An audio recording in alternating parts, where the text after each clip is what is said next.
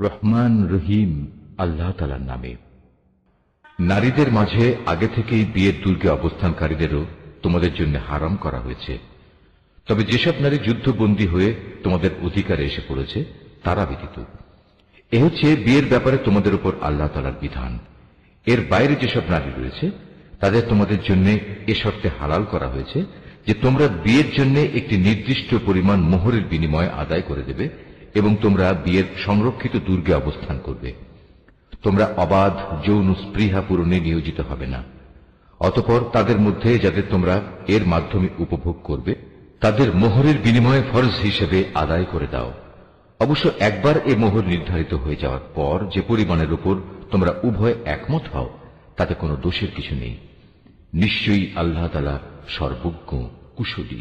আর তোমাদের মধ্যে যে ব্যক্তির স্বাধীন ও সম্ভ্রান্ত কোনো ঈমানদার নারীকে বিয়ে করার আর্থিক ও সামাজিক সামর্থ্য না থাকে তাহলে সে যেন তোমাদের অধিকারভুক্ত কোনো ঈমানদার নারীকে বিয়ে করে নেয়। তোমাদের ঈমানের অবস্থা সম্পর্কে তো আল্লাহ তাআলা সম্যক অবগত আছেন। ঈমানের মাপকাঠিতে তোমরা তো একই রকম। অতঃপর তোমরা তাদের অধিকারভুক্তদের অভিভাবকদের অনুমতি নিয়ে বিয়ে করো এবং ন্যায় ইনসাফ ভিত্তিক তাদের যথার্থ মোহরানা দিয়ে দাও।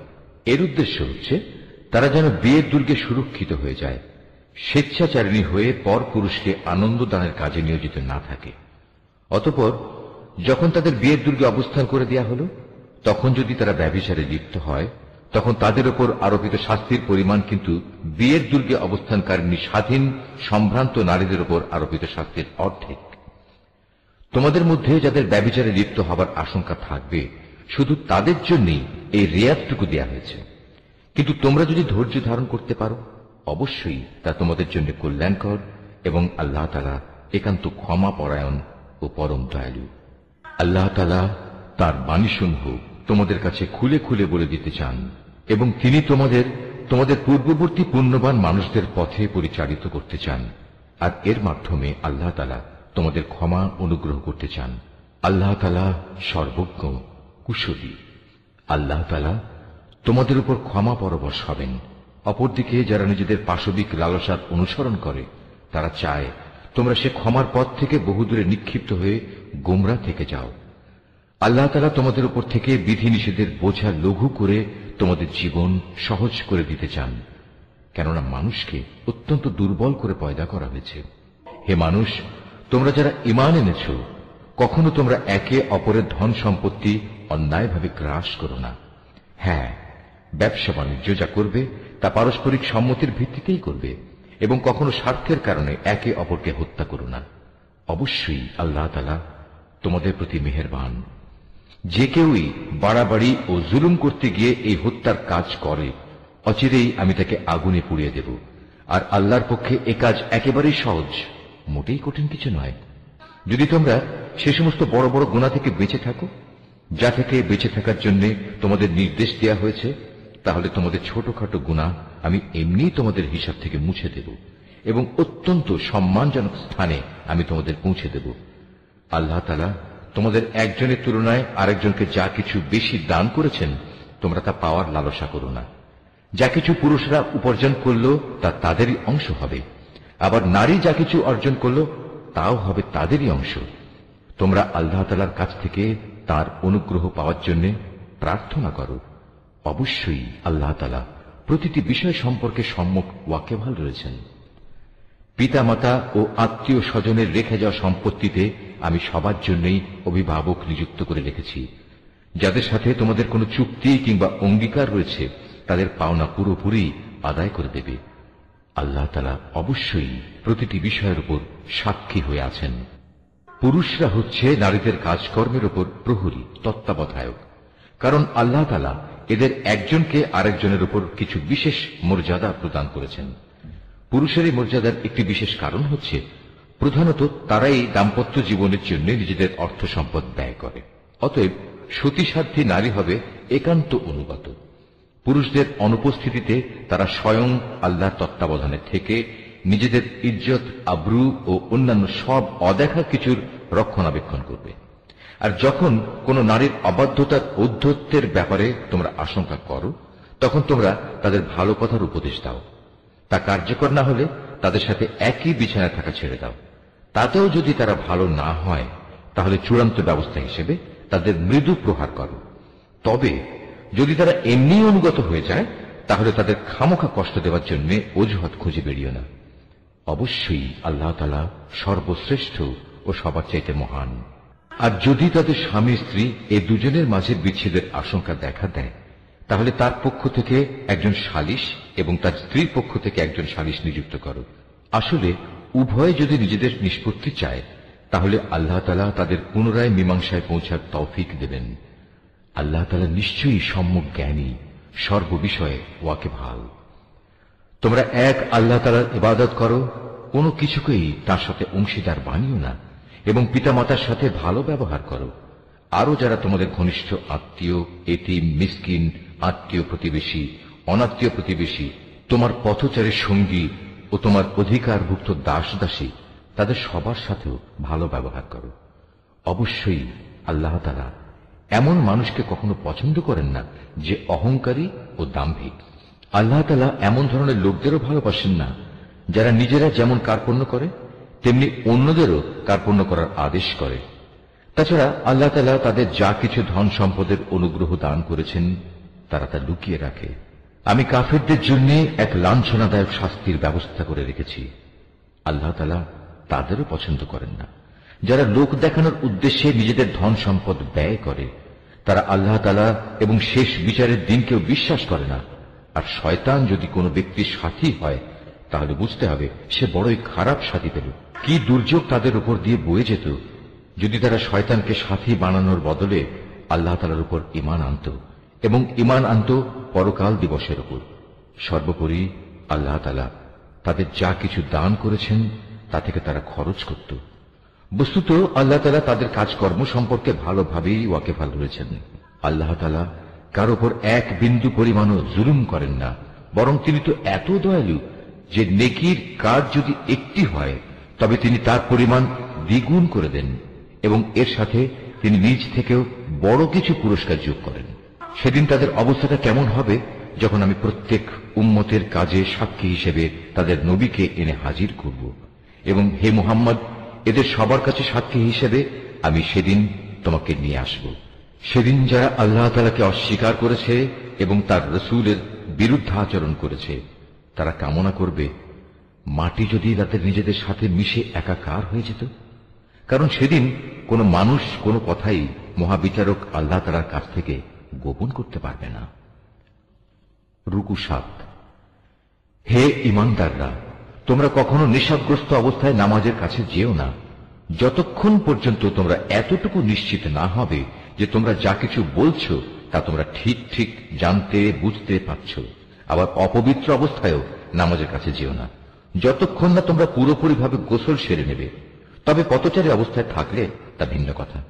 আর যদি তোমরা অসুস্থ হয়ে পড়ো অথবা প্রবাসে থাকো, কিংবা তোমাদের কেউ যদি পায়খানা থেকে ফিরে আসো, অথবা তোমরা যদি দৈহিক মিলনের সাথে নারী স্পর্শ করো, তাহলে পানি দিয়ে নিজেদের পরিষ্কার করে নেবে।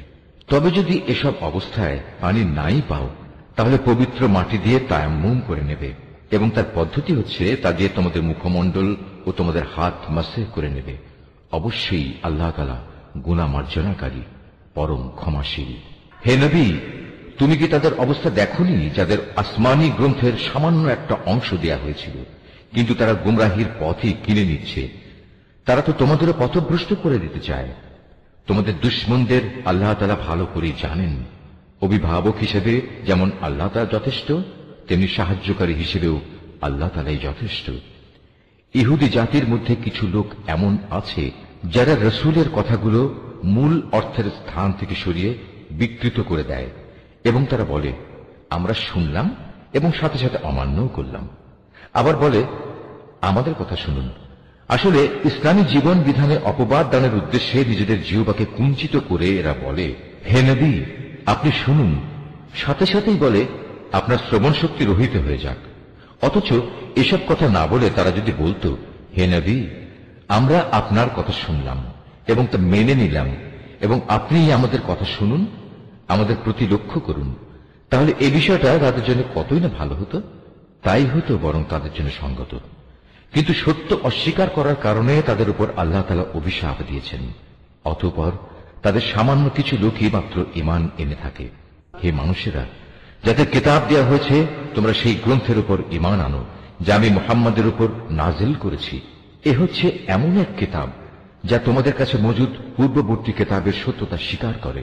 ঈমান আনো সে সময় আসার আগে, যখন আমি পাপিষ্ঠদের চেহারাসমূহ বিকৃত করে তাকে উল্টো দিকে ঘুরিয়ে দেব, অথবা ইহুদিদের পবিত্র দিন শনিবারের অবমাননাকারীদের প্রতি আমি যেভাবে অভিশাপ নাজিল করেছি, তেমনি কোন বড় বিপর্যয় আসার আগেই ঈমান আনো। আর আল্লাহ তাআলার হুকুম সে তো অবধারিত। নিঃসন্দেহে আল্লাহ তাআলা কখনো সে গুনাহ মাফ করবেন না যেখানে তার সাথে কাউকে শরীক করা হয়। এছাড়া অন্য সব গুনাহ তিনি যাকে ইচ্ছা ক্ষমা করে দেন। যে ব্যক্তি আল্লাহর সাথে কাউকে অংশীদার বানালো, সে সত্যি একটা বড় ধরনের মিথ্যা রচনা করল এবং একটা মহা পাপে নিজেকে জড়ালো। হে নবী, তুমি কি তাদের অবস্থা দেখোনি যারা নিজেদের খুব পবিত্র মনে করে, অথচ আল্লাহ তাআলা যাকে ইচ্ছা তাকেই পবিত্র করেন, এবং যারা অপবিত্র তাদের উপর এক বিন্দু পরিমাণও জুলুম করা হবে না। এদের প্রতি তাকিয়ে দেখো কিভাবে এরা আল্লাহ তাআলা সম্পর্কে মিথ্যা অপবাদ রটিয়ে যাচ্ছে। প্রকাশ্য গুনাহ হিসাবে এটাই তো এদের জন্য যথেষ্ট। তুমি কি তাদের অবস্থা দেখোনি যাদের আল্লাহ তাআলার কিতাবের কিছু অংশ দান করা হয়েছিল? তারা আস্তে আস্তে নানা ধরনের ভিত্তিহীন অমূলক জাদুমন্ত্র জাতীয় জিনিস ও বহুতর মিথ্যা মাবুদের উপর ঈমান আনতে শুরু করল, এবং কাফেরদের সম্পর্কে তারা বলতে লাগল, ঈমানদারদের তুলনায় এরাই তো সঠিক পথের উপর রয়েছে। এরাই হচ্ছে সেই হতভাগ্য মানুষগুলো যাদের উপর আল্লাহ তাআলা অভিসম্পাত করেছেন। আর আল্লাহ তাআলা যার উপর অভিশাপ পাঠান তার জন্য তুমি কোনো সাহায্যকারী পাবে না। অথবা এরা কি মনে করে যে তাদের ভাগে রাজত্ব ও প্রাচুর্য সংক্রান্ত কিছু বরাদ্দ করা আছে? যদি সত্যি সত্যি তেমন কিছু এদের দেওয়া হতো, তাহলে এরা তো খেজুর পাতার একটি ঝিল্লিও কাউকে দিতে চাইত না। অথবা এরা কি অন্যান্য মানব সন্তানদের ব্যাপারে হিংসা বিদ্বেষ পোষণ করে, যাদের আল্লাহ তাআলা নিজস্ব ভান্ডার থেকে জ্ঞান, কৌশল ও রাজনৈতিক ক্ষমতা দান করেছেন? অথচ আমি তো ইব্রাহিমের বংশধরদেরও আমার গ্রন্থ ও সেই গ্রন্থলব্ধ জ্ঞান বিজ্ঞান দান করেছিলাম। এর সাথে আমি তাদের এক বিশাল পরিমাণ রাজত্বও দান করেছিলাম। কিন্তু তাদের মধ্যে অল্প কিছু লোকই তার উপর ঈমান এনেছে, আবার কেউ কেউ তার থেকে মুখ ফিরিয়ে নিয়েছে। এদের পুড়িয়ে দেওয়ার জন্য জাহান্নামী যথেষ্ট। যারা আমার আয়াতসমূহ অস্বীকার করেছে তাদের আমি অচিরেই জাহান্নামের আগুনে পুড়িয়ে দেব। অতঃপর পুড়ে যখন তাদের দেহের চামড়া গলে যাবে, তখন আমি তার বদলে নতুন চামড়া বানিয়ে দেব, যাতে করে তারা আযাব ভোগ করতে পারে। অবশ্যই আল্লাহ তাআলা মহাপরাক্রমশালী, বিজ্ঞ, কুশলী। যারা আমার আয়াতসমূহ বিশ্বাস করেছে এবং ভালো কাজ করেছে, তাদের অচিরেই আমি এমন এক জান্নাতে প্রবেশ করাবো যার পাদদেশ দিয়ে ঝর্ণাধারা প্রবাহিত হবে। সেখানে তারা থাকবে চিরকাল। তাদের জন্য থাকবে পূত পবিত্র সঙ্গী ও সঙ্গিনীরা। সর্বোপরি আমি তাদের এক চিরস্নিগ্ধ ছায়ায় প্রবেশ করিয়ে দেব। হে ঈমানদার ব্যক্তিরা, আল্লাহ তাআলা তোমাদের নির্দেশ দিচ্ছেন, তোমরা আমানতসমূহ তাদের যথার্থ মালিকের কাছে সোপর্দ করে দেবে। আর যখন মানুষের মাঝে কোনো কিছুর ব্যাপারে তোমরা বিচার ফয়সালা করো, তখন তা ন্যায় ও ইনসাফের ভিত্তিতে করবে। আল্লাহ তাআলা তোমাদের যা কিছু উপদেশ দেন তা সত্যি সুন্দর। আল্লাহ তাআলা সবকিছু দেখেন এবং শোনেন। হে ঈমানদার মানুষেরা, তোমরা আল্লাহর আনুগত্য করো তার রাসূলের এবং সেসব লোকদের যারা তোমাদের মাঝে বিশেষভাবে দায়িত্বপ্রাপ্ত।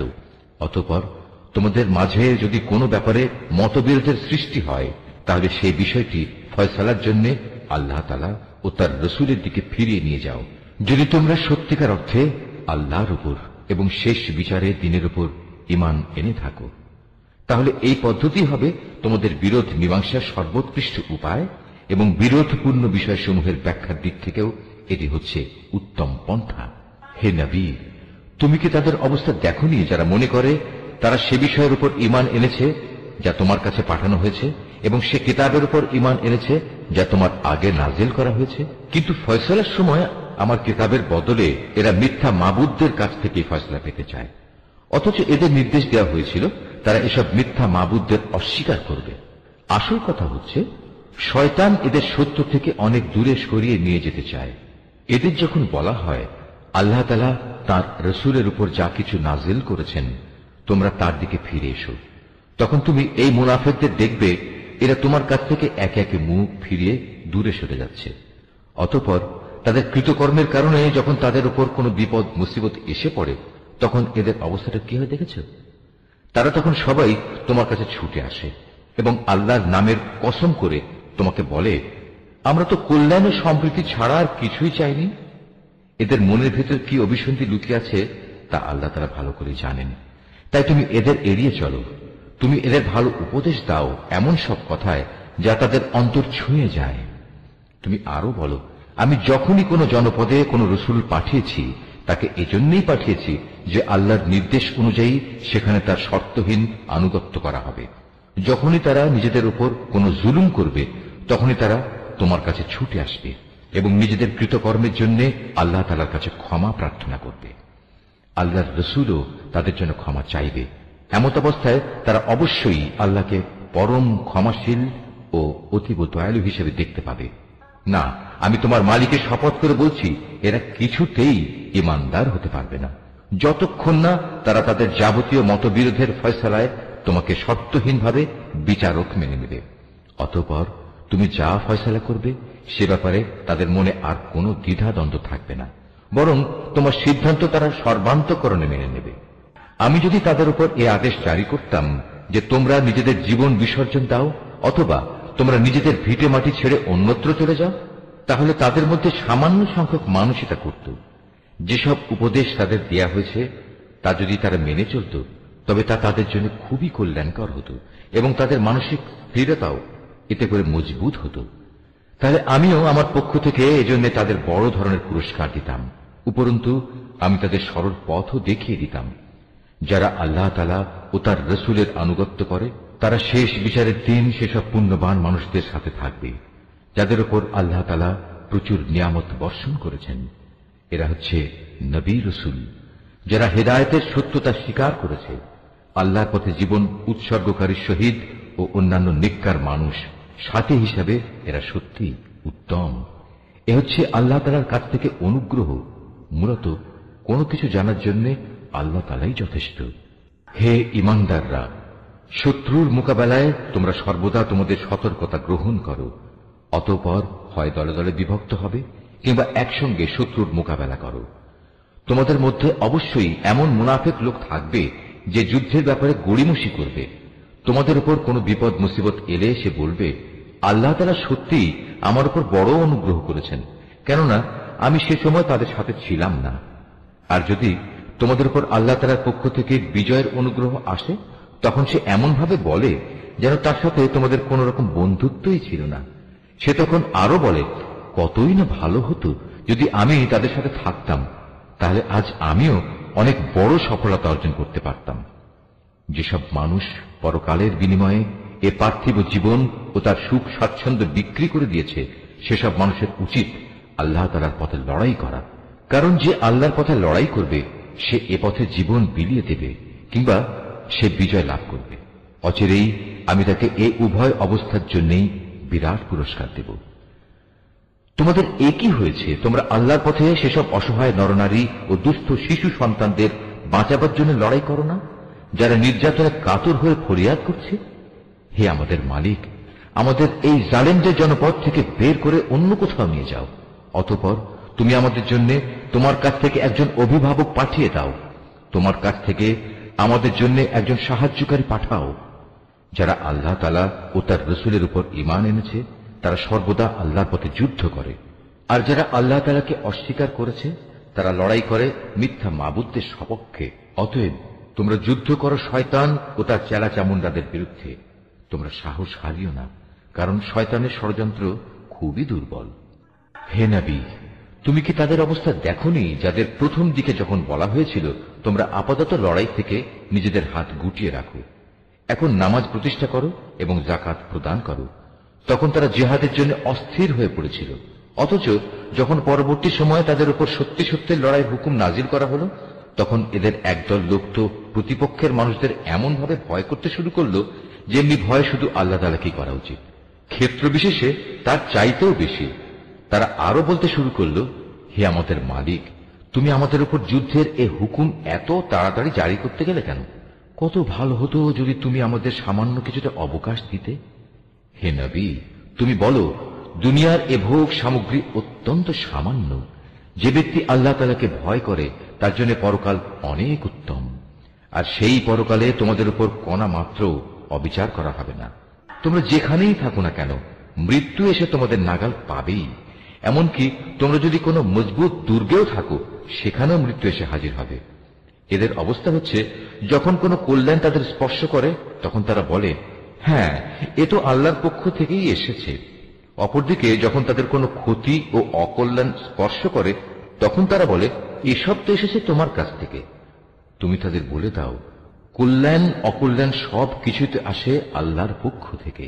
এই জাতির হয়েছে কি? এরা মনে হয় কথাটি বুঝতেই চায় না। যে কল্যাণই তুমি লাভ করো না কেন, মনে রেখো তা আল্লাহর পক্ষ থেকেই আসে। আর যেটুকু অকল্যাণ তোমার উপর আসে তা আসে তোমার নিজের কর্মদোষের কারণে। আমি তোমাকে মানুষদের জন্য রসুল বানিয়ে পাঠিয়েছি, আর সাক্ষী হিসেবে তো আল্লাহ তাআলাই যথেষ্ট।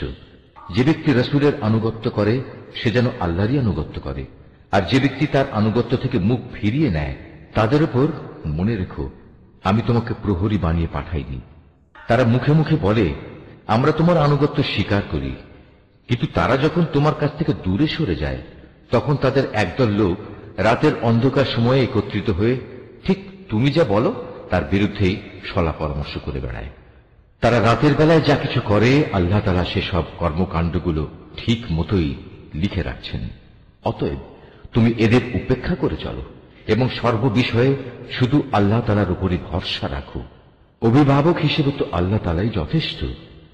এরা কি কোরআন ও তার সূত্র নিয়ে চিন্তা গবেষণা করে না? এই গ্রন্থটা যদি আল্লাহ তাআলা ছাড়া অন্য কারো কাছ থেকে আসত তাহলে তাতে অবশ্যই তারা অনেক গরমিল দেখতে পেত। এদের কাছে যখনই নিরাপত্তা কিংবা ভয়ের কোনো খবর আসে তখন সত্য মিথ্যা না জেনেই এরা তা প্রচার করে বেড়ায়। অথচ তারা যদি এ জাতীয় খবর আল্লাহর রসুল এবং তাদের দায়িত্বপ্রাপ্ত ব্যক্তিকে জানিয়ে দিত তাহলে এমন সব লোকেরা তা জানতে পারত যারা তাদের মধ্যে থেকে সেই খবরের যথার্থতা যাচাই করতে পারত। যদি তোমাদের উপর আল্লাহর অনুগ্রহ না থাকত তাহলে এ প্রচারণার ফলে হাতে গোনা কিছু লোক ছাড়া তোমাদের অধিকাংশ লোকই শয়তানের অনুসারী হয়ে যেত। অতএব হে নবী, তুমি আল্লাহর পথে লড়াই করো, কেননা তোমাকে শুধু তোমার কাজকর্মের জন্যই দায়ী করা হবে এবং তুমি তোমার সাথী মোমেনদের আল্লাহ তাআলার পথে লড়াই করতে উদ্বুদ্ধ করতে থাকো। আল্লাহ তাআলা হয়তো অচিরেই এ কাফেরদের শক্তি চূর্ণ বিচূর্ণ করে দেবেন, কারণ আল্লাহ তাআলা শক্তিতে প্রবলতর, আবার শাস্তি দানেও তিনি কঠোরতর। যদি তার জন্য কোনো ব্যক্তি কোনো ভালো কাজে সুপারিশ করে তাহলে তাতে অবশ্যই তার অংশ থাকবে, আবার যে ব্যক্তি কোনো অন্যায় কাজের ব্যাপারে সুপারিশ করবে তাহলে তার সৃষ্ট অকল্যাণেও তার সমপরিমাণ অংশ থাকবে। আল্লাহ তাআলাই তোমাদের সব ধরনের কাজের একক নিয়ন্ত্রণকারী। যখন তোমাদের সালাম দ্বারা অভিবাদন জানানো হয় তখন তোমরা তার চাইতেও উত্তম পন্থায় তার জবাব দাও। উত্তম ভাবে না হলেও কমপক্ষে যতটুকু সে দিয়েছে ততটুকুই ফেরত দাও। অবশ্যই আল্লাহ তাআলা সব কিছুর পুঙ্খানুপুঙ্খ হিসাব রাখেন। আল্লাহ তাআলা এক মহান সত্তা, তিনি ছাড়া দ্বিতীয় কোনো মাবুদ নেই। অবশ্যই তিনি তোমাদের কিয়ামতের দিন এক জায়গায় জড়ো করবেন। সেদিনের ব্যাপারে কোনো রকম সন্দেহ নেই। আর এমন কে আছে যে আল্লাহ তাআলার চাইতে বেশি সত্য কথা বলতে পারে? এ কি হলো তোমাদের? তোমরা মুনাফিকদের ব্যাপারে দুদলে বিভক্ত হয়ে গেলে, বিশেষ করে যখন স্বয়ং আল্লাহ তাআলাই তাদের কৃতকর্মের জন্য তাদের উপর অভিশাপ নাজিল করেছেন। আল্লাহ তাআলা যাদের পথভ্রষ্ট করে দিয়েছেন তোমরা কি তাদের সঠিক পথে আনতে চাও? বস্তুত আল্লাহ তাআলা যাকে পথভ্রষ্ট করেন তার জন্য তুমি কোনো পথে খুঁজে পাবে না। তারা তো এটাই কামনা করে যে তারা যেভাবে কুফরি করেছে তোমরাও তেমনি কুফরি করো, তাহলে তোমরা উভয়ে একই রকম হয়ে যেতে পারো। কাজেই তুমি তাদের মধ্যে থেকে কাউকেও নিজের বন্ধুরূপে গ্রহণ করো না, যতক্ষণ না তারা আল্লাহ তাআলার পথে নিজেদের ভিটে মাটি ছেড়ে ঈমানের প্রমাণ না দেবে। আর যদি তারা হিজরতের এই কাজটি না করে তাহলে তোমরা তাদের যেখানেই পাবে গ্রেফতার করবে এবং যুদ্ধরত শত্রুদের সহযোগিতা করার জন্য তাদের হত্যা করবে। আর কোনো অবস্থায় তাদের মধ্যে থেকে কাউকে তোমরা বন্ধু ও সাহায্যকারী হিসেবে গ্রহণ করো না। অবশ্য তাদের কথা আলাদা, যারা তোমাদের সাথে চুক্তিবদ্ধ কোনো একটি সম্প্রদায়ের সাথে এসে মিলিত হবে। আবার তাদের ব্যাপারও নয়, যারা তোমাদের সামনে এমন মানসিক অবস্থা নিয়ে আসে যে মূলত তাদের অন্তর তোমাদের সাথে যেমনি লড়াই করতে বাধা দেয়, তেমনি নিজেদের জাতির বিরুদ্ধেও তাদের লড়াই করতে বাধা দেয়। অপরদিকে আল্লাহ তাআলা যদি চাইতেন, তিনি তোমাদের উপর এদের ক্ষমতা বান করে দিতে পারতেন। তেমন অবস্থায় তারা অবশ্যই তোমাদের সাথে লড়াই করত। অতএব এরা যদি তোমাদের কাছ থেকে আলাদা হয়ে যায়, ময়দানের লড়াই থেকে বিরত থাকে এবং তোমাদের কাছে শান্তি ও সন্ধির প্রস্তাব পাঠায়, তাহলে তাদের বিরুদ্ধে অভিযানের কোনো পন্থাই আল্লাহ তাআলা তোমাদের জন্য উন্মুক্ত রাখেননি। এই মুনাফিকদের মাঝে তোমরা এমন আরেক দল পাবে, যারা তোমাদের দিক থেকে যেমন শান্তি ও নিরাপত্তা পেতে চায়, তেমনি তারা তাদের নিজেদের জাতির কাছ থেকেও নিরাপত্তা ও নিশ্চয়তা পেতে চায়। কিন্তু এদের যখনই কোনো বিপর্যয় সৃষ্টির কাজের দিকে ডাক দেয়া হবে, তখন সাথে সাথেই এরা তোমাদের বিরুদ্ধে ঝাঁপিয়ে পড়বে। এরা যদি সত্যিই তোমাদের সাথে যুদ্ধ করা থেকে সরে না দাঁড়ায় এবং কোনো শান্তি ও সন্ধি প্রস্তাব তোমাদের কাছে পেশ না করে এবং নিজেদের অস্ত্র সংবরণ না করে, তাহলে তাদের তোমরা যেখানেই পাবে গ্রেফতার করবে এবং চরম বিদ্রোহের জন্য তাদের তোমরা হত্যা করবে। মূলত এরাই হচ্ছে সেসব লোক যাদের উপর আমি তোমাদের সুস্পষ্ট ক্ষমতা দান করেছি। এটা কোনো ইমানদার ব্যক্তির কাজ নয় যে সে আরেকজন ইমানদার ব্যক্তিকে হত্যা করবে। অবশ্য ভুলবশত করে ফেললে তা সম্পূর্ণ ভিন্ন কথা। যদি কোনো ইমানদার ব্যক্তি আরেকজন ইমানদার ব্যক্তিকে ভুল করে হত্যা করে, তাহলে তার বিনিময় হচ্ছে সে একজন দাস মুক্ত করে দেবে এবং তার সাথে নিহত ব্যক্তির পরিবার পরিজনকে তার রক্তের ন্যায়সঙ্গত মূল্য পরিশোধ করে দেবে। তবে নিহত ব্যক্তির পরিবারের লোকেরা যদি রক্তমূল্য মাফ করে দেয়, তবে তা স্বতন্ত্র কথা। এই নিহত ইমানদার ব্যক্তি যদি এমন কোন জাতির বা গোত্রের লোক হয় যারা তোমাদের শত্রু, তাহলে তার বিনিময় হবে শুধু একজন মোমেন দাসের মুক্তি। অপরদিকে নিহত ব্যক্তি যদি এমন এক সম্প্রদায়ের কেউ হয়ে থাকে যাদের সাথে তোমাদের কোনো সন্ধি চুক্তি বলবৎ আছে, তবে তার রক্তের মূল্য আদায় করা ও একজন ইমানদার দাসের মুক্তিও অপরিহার্য। যে ব্যক্তি মুক্ত করার জন্য কোনো দাস পাবে না, তার বিধান হচ্ছে ক্রমাগত 2 মাসের রোজা রাখা। এ হচ্ছে আল্লাহ তাআলার পক্ষ থেকে মানুষের তওবা কবুল করানোর ব্যবস্থা মাত্র। বস্তুত আল্লাহ তাআলা সর্বজ্ঞ, কুশলী। যে ব্যক্তি ইচ্ছাকৃতভাবে কোনো ইমানদার ব্যক্তিকে হত্যা করবে, তার শাস্তি হচ্ছে জাহান্নাম। সেখানে সে অনন্তকাল ধরে পড়ে থাকবে। আল্লাহ তাআলা তার উপর ভয়ানক রুষ্ট, তাকে তিনি লানত দেন। আল্লাহ তাআলা তার জন্য যন্ত্রণাদায়ক আযাব প্রস্তুত করে রেখেছেন। হে ঈমানদার ব্যক্তিরা, তোমরা যখন আল্লাহ তাআলার পথে জিহাদের রাস্তায় বের হবে, তখন বিচার বুদ্ধি প্রয়োগ করবে। কোন ব্যক্তি কিংবা সম্প্রদায় যখন তোমাদের সামনে শান্তি ও সন্ধির প্রস্তাব পেশ করে, তখন কিছু বৈষয়িক ধন সম্পদের প্রত্যাশায় তাকে তোমরা বলো না যে না, তুমি ঈমানদার নও। আসলে আল্লাহ তাআলার কাছে অনায়াসলভ্য সম্পদ প্রচুর রয়েছে, সম্পদের প্রচুর ভান্ডার পড়ে আছে। আগে তোমরাও ছিলে এমনি, অতঃপর আল্লাহ তাআলা তোমাদের উপর অনুগ্রহ করেছেন। কাজেই তোমরা বিষয়টি যাচাই বাছাই করে নিও।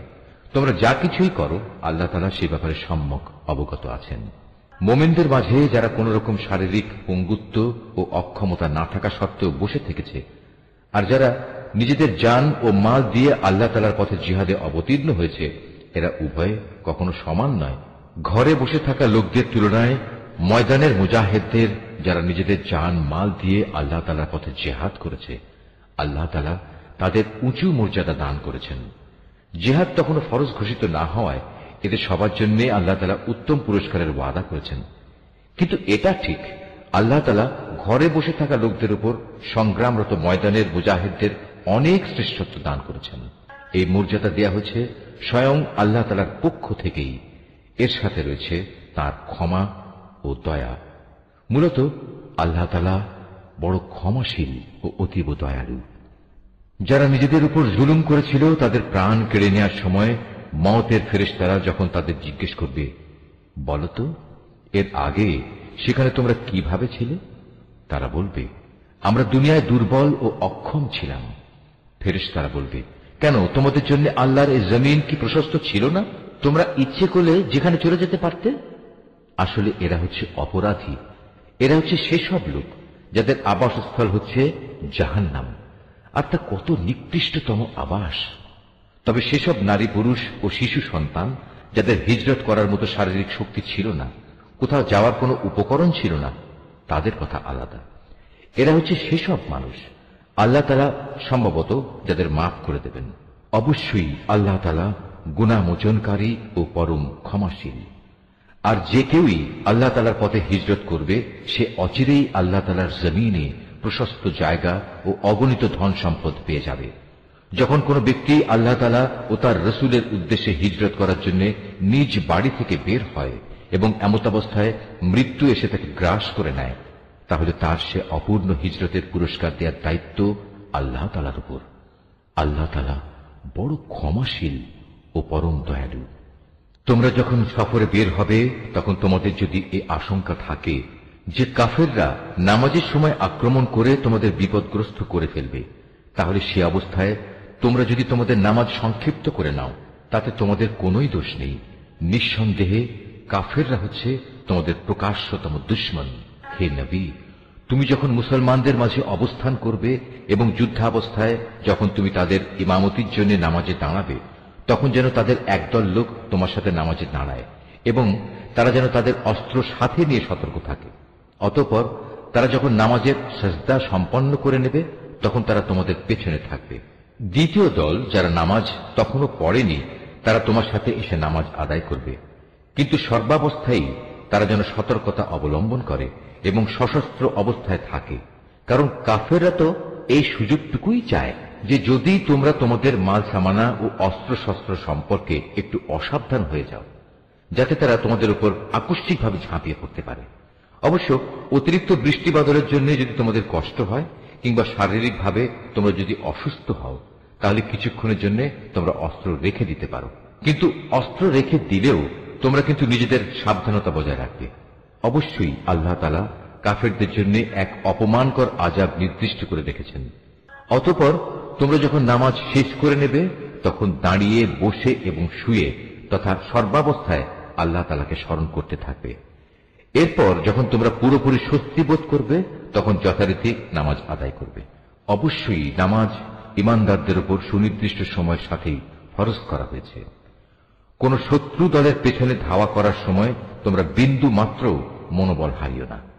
তোমরা যদি কষ্ট পেয়ে থাকো তাহলে জেনে রেখো তারাও তো তোমাদের মতো কষ্ট পাচ্ছে, কিন্তু তোমরা আল্লাহ তাআলার কাছ থেকে যে জান্নাত আশা করো তারা তো তা করে না। নিশ্চয়ই আল্লাহ তাআলা সর্বজ্ঞ, কুশলী। অবশ্যই আমি সত্য দ্বীনের সাথে তোমার উপর এই গ্রন্থ নাযিল করেছি, যাতে করে আল্লাহ তাআলা তোমাকে যা জ্ঞানের আলো দেখিয়েছেন তার আলোকে তুমি মানুষদের বিচার মীমাংসা করতে পারো। তবে বিচার ফয়সালার সময় তুমি কখনো বিশ্বাসঘাতকদের পক্ষে তর্ক করো না। তুমি আল্লাহ তাআলার কাছে ক্ষমা প্রার্থনা করো। অবশ্যই আল্লাহ তাআলা বড় ক্ষমাশীল ও পরম দয়ালু।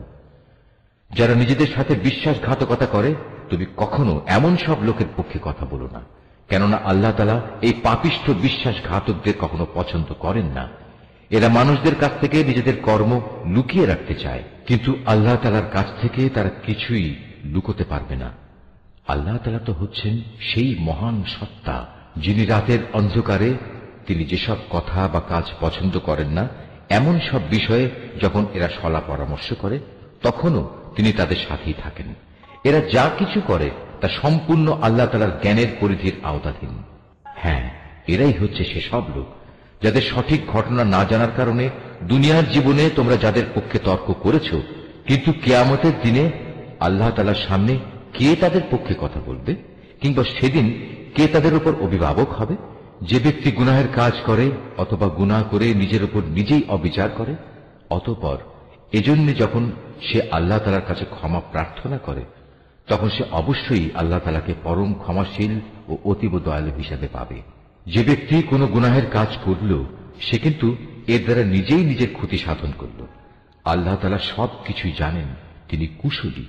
যে ব্যক্তি একটি অন্যায় কিংবা পাপ কাজ করল কিন্তু সে দোষ চাপিয়ে দিল একজন নির্দোষ ব্যক্তির ওপর, এ কাজের ফলে সে প্রকারান্তরে সাংঘাতিক একটা অপবাদ ও জঘন্য গুনাহের বোঝা নিজের ঘাড়ে উঠিয়ে নিল। এ পরিস্থিতিতে যদি তোমার উপর আল্লাহ তাআলার অনুগ্রহ ও দয়া না থাকত তাহলে এদের একদল লোক তো তোমাকে প্রায় ভুল পথে পরিচালিত করেই ফেলেছিল, যদিও তারা এই আচরণ দিয়ে তাদের নিজেদের ছাড়া অন্য কাউকেই পথভ্রষ্ট করতে পারছিল না। অবশ্য তাদের এই প্রতারণামূলক কাজ দ্বারা তারা তোমার কোনোই ক্ষতি সাধন করতে সক্ষম হতো না, কারণ আল্লাহ তাআলা তার গ্রন্থ ও সে গ্রন্থলব্ধ কলাকৌশল তোমার উপর নাযিল করেছেন, এবং তিনি তোমাকে এমন সবকিছুর জ্ঞান শিক্ষা দিয়েছেন যা আগে তোমার জানা ছিল না। তোমার উপর আল্লাহ তাআলার অনুগ্রহ ছিল অনেক বড়। এদের অধিকাংশ গোপন সলা পরামর্শের ভেতরই কোনো কল্যাণ নিহিত নেই।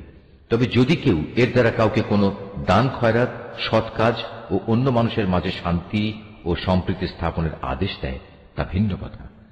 আর আল্লাহ তাআলার সন্তুষ্টি অর্জনের লক্ষ্যে যদি কেউ এসব কাজ করে, তাহলে অতি শীঘ্রই আমি তাকে মহাপুরস্কার দেব। আবার যে ব্যক্তি তার কাছে প্রকৃত সত্য স্পষ্ট হয়ে যাওয়ার পর রসুলের বিরুদ্ধে আচরণ করবে এবং ইমানদারদের পথ ছেড়ে বেঈমান লোকদের নিয়ম নীতির অনুসরণ করবে, তাকে আমি সেদিকেই পরিচালিত করব যেদিকে সে চলতে চেয়েছে। এর শাস্তি হিসেবে তাকে আমি জাহান্নামের আগুনে পুড়িয়ে দেব, আর তা কত নিকৃষ্ট আবাসস্থল। আল্লাহ তাআলা এ বিষয়টি ক্ষমা করবেন না যে তার সাথে কোন রকম শরীক করা হবে। এছাড়া অন্য সকল গুনাহ তিনি যাকে ইচ্ছা করেন তাকে ক্ষমা করে দিতে পারেন। তাই যে ব্যক্তি আল্লাহ তাআলার সাথে কাউকে শরীক করল, সে মূলত চরমভাবে গোমরাহ হয়ে গেল। আল্লাহকে ছাড়া এরা কাকে ডাকে? ডাকে নিকৃষ্ট দেবীকে কিংবা কোনো বিদ্রোহী শয়তানকে। তার উপর আল্লাহ তাআলা অভিশাপ বর্ষণ করেছেন, কারণ সে আল্লাহকে চ্যালেঞ্জ দিয়ে বলেছিল, আমি তোমার বান্দাদের এক অংশকে নিজের দলে শামিল করেই ছাড়ব। সে আরো বলেছিল, আমি অবশ্যই তোমার বান্দাদের গোমরাহ করে দেব, আমি অবশ্যই তাদের হৃদয়ে নানা প্রকারের মিথ্যা কামনা বাসনা জাগিয়ে তুলব, এবং আমি তাদের নির্দেশ দেব যেন তারা কুসংস্কারে লিপ্ত হয়ে জন্তু জানোয়ারের কান ছিদ্র করে দেয়। আমি তাদের আরো নির্দেশ দেব যেন তারা আল্লাহ তাআলার সৃষ্টিকে বিকৃত করে দেয়। মূলত যে কোনো ব্যক্তি আল্লাহ তাআলার বদলে শয়তানকে নিজের পৃষ্ঠপোষক বানিয়ে নেবে, সে এক সুস্পষ্ট ক্ষতি ও লোকসানের সম্মুখীন হবে। সে অভিশপ্ত শয়তান তাদের নানা প্রতিশ্রুতি দেয়, তাদের সামনে মিথ্যা বাসনার মায়াজাল সৃষ্টি করে, আর শয়তান যা প্রতিশ্রুতি দেয় তা হচ্ছে প্রতারণা মাত্র। এরাই হচ্ছে সেসব হতভাগ্য ব্যক্তি যাদের আবাসস্থল হচ্ছে জাহান্নাম, যার আযাব থেকে মুক্তির কোনো পন্থাই তারা খুঁজে পাবে না। অপরদিকে যারা শয়তানের প্রতিশ্রুতি উপেক্ষা করে আল্লাহ তাআলার উপর ঈমান আনবে এবং ভালো কাজ করবে, তাদের আমি অচিরেই এমন এক জান্নাতে প্রবেশ করাবো যার তলদেশ দিয়ে ঝর্ণাধারা বইতে থাকবে। তারা সেখানে অনন্তকাল ধরে অবস্থান করবে। আল্লাহর ওয়াদা সত্য, আর আল্লাহর চাইতে বেশি সত্য কথা কে বলতে পারে? মানুষের ভালো মন্দ যেমনি তোমাদের খেয়াল খুশির সাথে জড়িত নয়, তেমনি তা আহলে কিতাবদের খেয়াল খুশির সাথেও সম্পৃক্ত নয়। আসল কথা হচ্ছে, যে ব্যক্তি কোনো গুনাহের কাজ করবে তাকে তার প্রতিফল ভোগ করতে হবে, আর এ পাপী ব্যক্তি সেদিন আল্লাহ তাআলা ছাড়া অন্য কাউকেই নিজেদের পৃষ্ঠপোষক ও সাহায্যকারী হিসেবে পাবে না। পক্ষান্তরে যে ব্যক্তি কোনো ভালো কাজ করবে, নর কিংবা নারী, সে যদি ঈমানদার অবস্থায় তা সম্পাদন করে, তাহলে সে এবং তার মতো সব লোক অবশ্যই জান্নাতে প্রবেশ করবে। পুরস্কার দেওয়ার সময় তাদের উপর বিন্দু মাত্র অবিচার করা হবে না। তার চাইতে উত্তম জীবন বিধান আর কার হতে পারে যে আল্লাহ তাআলার নির্দেশের সামনে মাথা নত করে দেয়? মূলত সেই হচ্ছে নিষ্ঠাবান ব্যক্তি। তদুপরি সে নিষ্ঠার সাথে ইব্রাহিমের আদর্শ মেনে চলে, আর আল্লাহ তাআলা ইব্রাহিমকে স্বীয় বন্ধুরূপে গ্রহণ করেছেন। আসমান ও জমিনে যা কিছু আছে তার সবকিছুই আল্লাহ তাআলার জন্য, আর আল্লাহ তাআলা তাঁর ক্ষমতা দিয়ে সবকিছুই পরিবেষ্টন করে আছেন। হে নবী, তারা তোমার কাছে নারীদের ব্যাপারে সিদ্ধান্ত জানতে চায়। তুমি তাদের বলো, আল্লাহ তাআলা তাদের ব্যাপারে তোমাদের জানিয়ে দিচ্ছেন, তা সেই এতিম নারীদের সম্পর্কিত ব্যাপার, আর এ কিতাব থেকে যা কিছু তোমাদের উপর পঠিত হচ্ছে। আল্লাহ তাআলা তাদের জন্য যেসব অধিকার দান করেছেন যা তোমরা আদায় করতে চাও না, অথচ তোমরা তাদের বিয়ে ঠিকই করতে চাও। অসহায় শিশু সন্তান ও এতিমদের ব্যাপারে তোমাদের বলা হচ্ছে, তোমরা যেন সুবিচার কায়েম করো। তোমরা যেটুকু সৎ কাজই করো, আল্লাহ তাআলা তার সবকিছু সম্পর্কেই সম্যকভাবে অবহিত রয়েছেন। যদি কোনো স্ত্রীলোক তার স্বামীর কাছ থেকে দুর্ব্যবহার কিংবা অবজ্ঞার আশঙ্কা করে, তাহলে সে অবস্থায় পারস্পরিক ভালোর জন্য আপোষ নিষ্পত্তি করে নিলে তাদের উপর এতে কোনো দোষ নেই, কারণ সর্বাবস্থায় আপোষ মীমাংসার পন্থাই হচ্ছে উত্তম পন্থা। কিন্তু সমস্যা হচ্ছে, মানুষ আপোষ করতে গেলে লালসার দিকেই বেশি পরিমাণে ধাবিত হয়ে পড়ে। কিন্তু তোমরা যদি সততার পন্থা অবলম্বন করো এবং শয়তানের কাছ থেকে নিজেকে রক্ষা করো, তাহলে সেটাই তোমাদের জন্য ভালো। কারণ আল্লাহ তাআলা তোমাদের সব কর্মকাণ্ড অবলোকন করে থাকেন।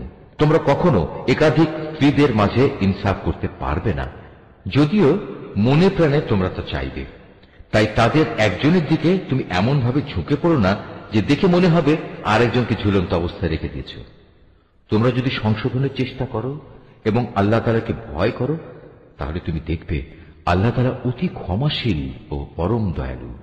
অতঃপর যদি সত্যি সত্যি তারা একে অপরের কাছ থেকে বিচ্ছিন্ন হয়ে যায়, তাহলে আল্লাহ তাআলা তার ভান্ডার থেকে দান করে তাদের সবাইকে পারস্পরিক মুখাপেক্ষিতা থেকে রেহাই দেবেন। আল্লাহ তাআলা নিঃসন্দেহে প্রাচুর্যময় ও প্রশংসা ভাজন। আসমান জমিনে যা কিছু আছে সবই আল্লাহ তাআলার জন্য।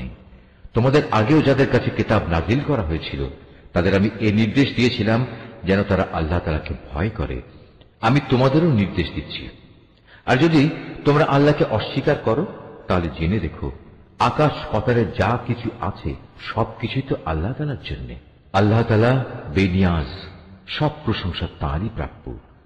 অবশ্যই আসমান জমিনের সব কয়টি জিনিসের মালিকানা তাঁর।